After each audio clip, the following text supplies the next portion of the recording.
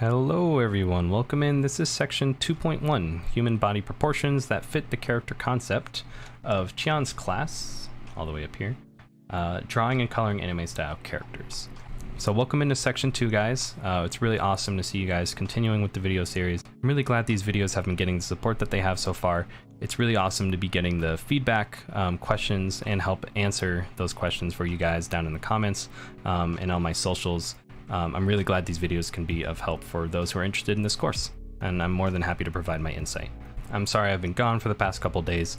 It's been really busy. I had a festival yesterday, and then I actually got my wisdom tooth removed, and so it's been a busy couple of days, both recovering, trying to do other things before the summer ends. But in order to help benefit my content, I've actually been working on a new outro that I finally made because I've stopped being lazy and I'm trying to be proactive with the quality of these videos. So I'll be adding on to the outro, and hopefully it'll help you guys get better direction of what possible content you want to see while navigating through my channel. I'm also probably going to be changing the thumbnail here pretty soon. I just think it's a little noisy and it's really hard to kind of read the text and consider the content from like a channel view. I don't want to be squinting at the monitor because I'm also super blind, so I'll probably be changing the thumbnail. So I've been working on that, as well as helping design new content for the channel. I'm really glad that I can help provide insight and help others with my own thinking here on this channel and with these videos regarding the Coloso classes, but I'd like to try and expand my creative works as well as see if I can help provide insights and other professional and possibly personal ideas and concepts that you guys may be working with as well. So stay tuned in for those. Hopefully I'll get that content out pretty soon. Super exciting stuff. Thank you again for the support. So again, this is section 2.1, welcome in guys. For those of you guys on the document, I actually finally added a document outline. So those of you that are on the text version, you can be navigating through this document really easily between courses as you please. So in terms of the class itself, this was a very dry class to get through. I'm not gonna lie, it was super insightful and it was a really good breakdown of the human body as seen through Chyan's design choices, but otherwise it was really dry with a lot of numbers and a lot of really basic drawing. I will probably provide my own sketches in here, but as for now I'll just be reading the text versions of these. I might edit these in later, but in any case, hopefully you guys can get some help out of the numbers listed here, even though this might be kind of a dry read. So some important stuff to get out of the way first before he kind of dived into the measurements themselves. When drawing the human body, draw a mannequin in your mind, and by imagining accurately, the accuracy and stability of the drawing will increase. So really this is just visualize and work on your visualizing skill in order to pretty much get your refining speed a little bit faster. That way you're not really working on fixing your proportions and your human composition that you've drawn first, and you can just dive right into the design elements that you choose. But in any case, we're working on the human body, which can be divided into 3 parts by order of importance. Movement, which is going to be the poses your characters are in. Proportion, which he mainly refers to as ratio, which is going to be deformers. So possible stylistic changes you make to the ratio of sizing and proportions of things to each other, as well as line art. The reason why these things are ranked in order of importance is that the movement itself, the pose, is the most important. As Chyan mentions, if you have this really hot boy character and he's doing like a crab walk bridge, weird pose, it's just going to look unsettling and give a very different vibe than what you intend to. So the movement's the most important, followed by proportion, stylistic changes, making sure things are generally still looking appealing, and then line art, making sure it's crisp or possibly faded, whatever stylistic choices you make, that they make sense and they look intentional in nature. So Chyan talks about us studying proportion, or what he refers to as ratio again, first for basic shapes in order to be able to draw and convey our ideas while drawing through the rest of his course first, and then we're going to be touching up on movement later. Proportions can be changed to better suit artistic needs, which is where this idea of stylistic changes to the proportions comes in. Alrighty, and then getting into the fundamentals of this class, the standard body ratios are all measured from dimensions of the head for the most part. If they're not, they're listed otherwise here. But working through this, the torso, which is going to be made of the head, neck, shoulders, chest, ribs, abs, belly button, and pelvis. These are all going to be the main points that are going to dictate the upper body and conveying the proportions correctly. So the head from top to bottom ratio is about a 1 to 1.8 or 2 including hair. So really this is the actual size of the skull as appeared by the character, and then obviously a 2 including hair. The reason it's closer to a 1.8 is that with anime styled characters, they actually tend to have bigger faces on the bottom than they do the top. And that's why that 1.8 is going to be a little bit more sizable than the one length of the head, essentially from the bottom half to the top. And then the 2 actually comes from including the hair, which for all your characters, there should be actually a little bit of space from where the top of their head theoretically would be to the top of where their hair should line. That way it gives the hair an implication of volume, and that your character's hair won't feel nearly as flat. Between necks, it's actually a little bit different between both male and female.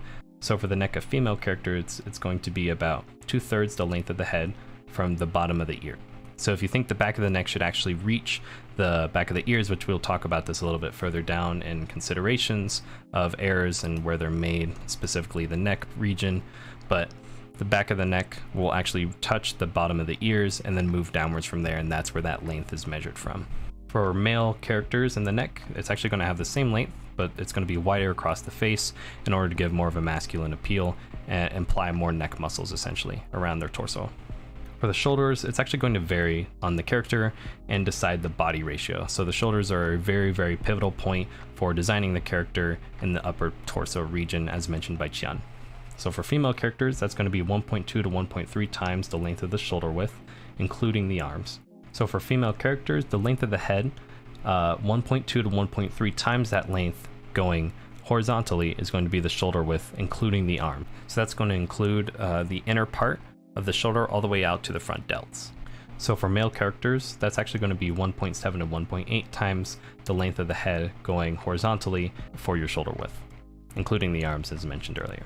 The chest is going to be 1/2 the length of the upper body that we've built so far, and that's going to include the pecs all the way down to the first couple of ribs before they split, in which our next section is going to be at that point, which is going to be down 2/3 the length of the upper body before you create that point where the ribs split. What's important to note is that the body shapes that these dimensions imply are going to be inverted to one another. So it's really important that he kind of mentions like a trapezoid followed by a square, and then sort of another trapezoid implied by the hips. The sequence is kind of different, and the wide and narrow parts are going to be different depending on the character in order to apply more feminine or masculine aspects of the character. Then from the ribs down, the abs are going to start, and the first rows start at the rib split. So the first set of abs, they actually touch where your ribs sort of split out away from the center of your chest. And then the belly button, which start at the third row of abs or the thinnest part of the waist. And this will help define the shape of the waist. So it's really important that the location of the belly button is really nailed down. From there, we have the pelvis, which starts at a 1-to-1 ratio from the third set of abs to the belly button. And so from the third set of abs to the belly button, that length just down again from that point of the belly button. And it's going to be slightly wider than the upper torso. No ratio of width because it really depends on the character's body shape. Obviously, a bigger pelvis is going to imply more femininity versus a more narrow pelvis, which is going to imply more masculinity. A really important note that Chyan mentions is that the female pelvises are wide, males are tall. And you can kind of see this with the body shape that he implies with the upside down trapezoid to the square versus the square to the upside down trapezoid.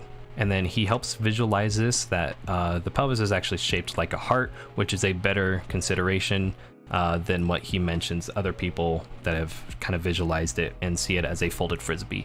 And he talks that the heart is generally better because the more you break down the actual shape of the anatomy, the more you're simplifying it and losing a lot of the finer details that comes from that anatomy.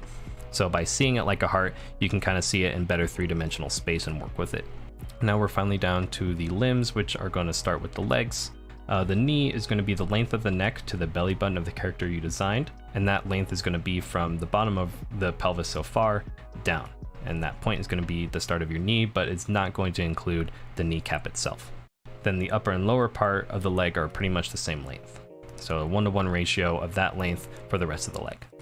As for the arms, the elbow is actually going to be the length from the shoulder to the belly button, or a good way to see this as well is from the center of the face to the belly button. You can actually draw an arc, a perfect circle around that point, and pretty much around that arc, the elbow should be placed slightly above that arc itself. As for the forearms, the length is going to be from the elbow point to the hips, and then they're going to end at the hips with the wrists.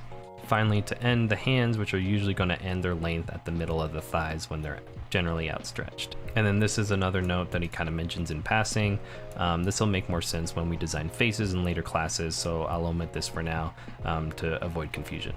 From there, he kind of works into the notable error spots of the anatomy as well as places to study, and he goes over the anatomy itself. So for the shoulders, that's going to include the collarbone, the scapula, and the shoulder joints, and these will generally move together when you're adding motion to your characters and posing.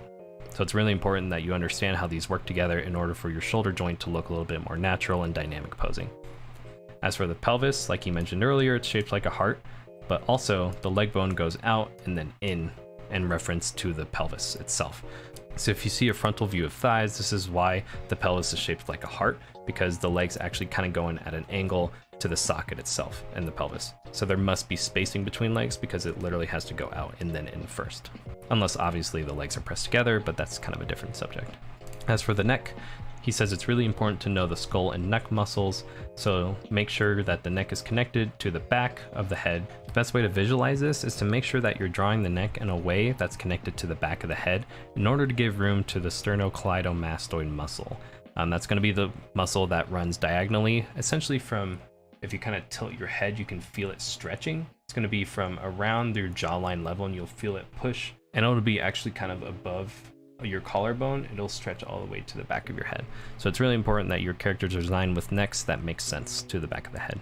As for the legs, the abductor muscle goes up 2/3 of the thigh, meaning that the inner line of the legs curve in and out, less so of the outside curve, and they tend to repeat themselves at the ankle. A good way he visualizes it is that it's going to be like a bolt and lightning, which also means that the bones are aligned in a straight line when the character is not in a dynamic pose. It's really important to take note of the subtle curves in order to express the bend of the leg. And then he talks about deformers, or really stylistic choices, and where they're kind of prominent. So now that the anatomy is out of the way, he really talks about the stylistic choices that he makes in regards to anatomy, which first and foremost, they depend on the circumstance of the drawing, like always. And people will generally understand / appreciate more realistic works, but he notes that there's this sort of important zone between casual and realistic styles called the Uncanny Valley, and to absolutely avoid that at all costs. Otherwise, you're going to kind of deter your viewers themselves or employers. So this is where you either create a stylistic change that's not aesthetically pleasing, or you kind of go one way or the other in a way that is less based upon style and more so just based upon the fundamental theory itself. So a good way he expresses this is adding detail to the pores of a character's skin. There's not really a reason to do so in a more cartoony style.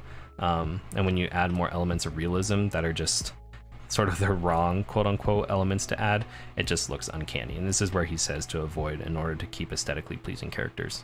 So for mature characters, he says that you can kind of draw the face or the eyes smaller, and then for cute characters, the opposite. You can draw the face bigger or the proportions shorter as appropriate to more childish faces as we see in real life. This is a good example of tying in elements of realism in order to change the style in a way that makes sense. He also mentions a really good tip, and that's to change the lengths of clothing in order to have clothing assume more natural proportions. So generally, even when we draw things, sometimes things in different poses or with different clothes, etc., just don't make sense with how they look. So sometimes you might have to break, quote unquote, the rules of what would logically make sense in the drawing in order to convey what would make more sense. So sometimes it makes more sense to not make more sense, if that makes sense. The best way to put this is that they generally don't follow a set of rules, and I think this is going to be more so important as a personal sort of taste aspect to drawing. Can you look at something and express it in a way that makes more sense than it really should if you draw it as anyone else would?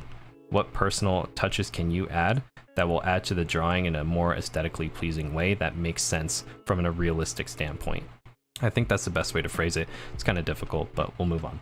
He says to set the proportions, but be flexible in changing them in order to better convey the character or more effectively use stylistic changes. And then he goes over sort of the most important aspect and takeaways that come from this and that I personally felt.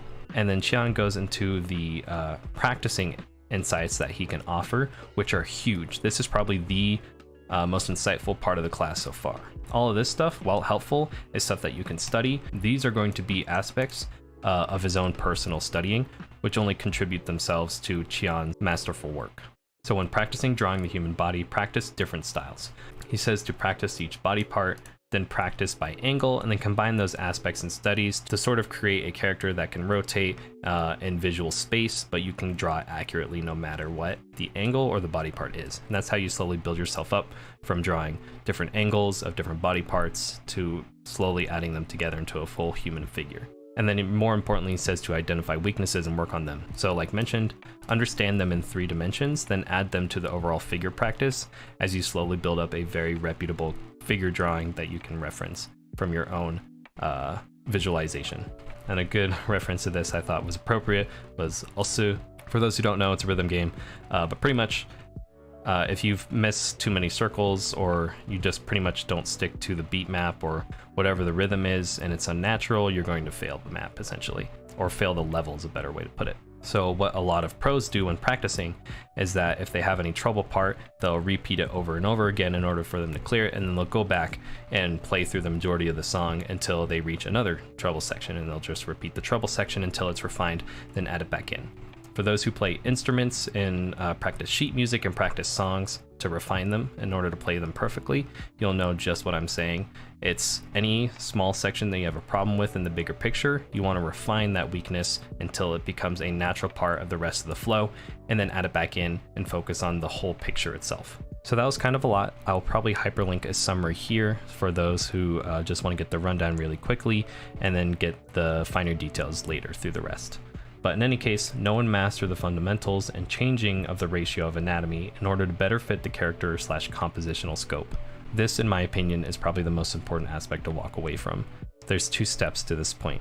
1, knowing the ratio of anatomy, and 2, knowing how to change it in a way that can better fit it, or really your personal taste and stylistic changes. You can't have one without the other. And this is why it's so important that this point is really nailed down.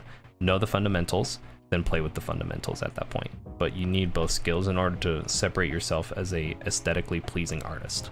The other 2 points, use stylistic changes to better convey the inferences of your character. Like said, sometimes you gotta make less sense in order to make more sense within the context of the picture, and then identify weaknesses and work on them, understand them in 3D, and then add them to the overall figure practice. Just a really strong tip in order to help further move your figure and anatomical studies. So the self-assigned homework that I thought was appropriate is to create 1 rotating character mannequin in different poses to practice various body parts and then add them to the full anatomy, demonstrating the use of changing ratio depending on the context of the visualization of the anatomy.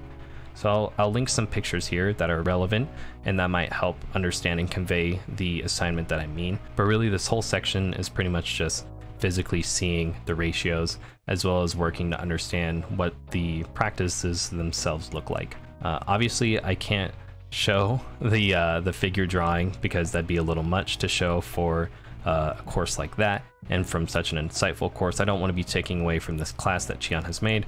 So instead I'll probably be making my own, and I'll probably link it here later once I've created it, probably from like a clip of a live stream as I work on it for you guys as well.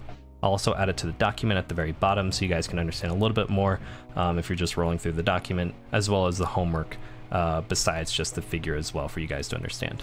I can't promise quality because obviously I'm not Chyan, but I'll do my best and hopefully can express as much content as I can that'd be fair in use to Chyan's course and what he's demonstrated extremely insightfully for us in this class. So that was section 2.1. Like I said, kind of a long drag, but in any case, a very insightful course with some really strong takeaways, not only logically and factually with all the ratios on the human anatomy, but also with some really good takeaways for those looking for different methods for practice and repetition. Hopefully I'll be adding more visual content of my own, drawings and such, that can help you guys understand a little bit more of what I've written down in this section, because this was a very visually based class. But in any case, hopefully this class is a really strong takeaway for those struggling with anatomy and having a very focused practice. I understand that this was a really dense class, but these are sort of the fundamentals that are really important to start refining now, and they're going to be included, by the looks of it, from the class length of the rest of section 2 is going to be the underlying theme for the rest of the class. So for those that were looking for the nitty-gritty, welcome in. This is going to be section 2. Hopefully I can help supplement you guys as much as possible with my own content, and I hope this class helped. Remember, if you guys want to show support, or if you guys think this content could possibly help other people, please feel free to share it. Again, thank you guys all so much for the support, and I'll link some of my socials so you guys can stay up to date with any new updates on further class reviews, classes, or some of my own content, etc., etc. Next section is section 2.2, but hopefully you guys will get in some good practice before then. I'll see you guys in the next one.